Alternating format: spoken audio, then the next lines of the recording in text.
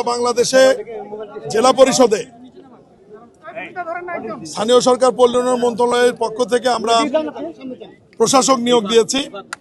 নবনিযুক্ত প্রশাসক মহোদয়কে নিয়ে আজকে মহান স্বাধীনতার ঘোষক বিএনপির প্রতিষ্ঠাতা শহীদ রাষ্ট্রপতি জিয়াউর রহমান এবং গণতন্ত্রের মাতা সাবেক 3 বারের সবল প্রধানমন্ত্রী মরহুমা বেগম খালেদা জিয়ার মাজারে এই 42 জন প্রশাসককে সঙ্গে নিয়ে আমরা পুষ্পস্তবক অর্পণ করে দোয়া করেছি এবং আজকেই সন্ধ্যার পর মাননীয় প্রধানমন্ত্রী বিএনপির চেয়ারম্যান জনাব তারেক রহমান এবং স্থানীয় সরকার পল্লী উন্নয়ন সমবায় মন্ত্রণালয়ের মন্ত্রী বিএনপির মহাসচিব জনাব ফখরুল ইসলাম আলমগীর আমাদের প্রশাসক মহোদয়দের সাথে সন্ধ্যার পরে মত বিনিময় করবেন এবং তাদের কার্য বিষয়ে দিক নির্দেশনা প্রদান করবেন।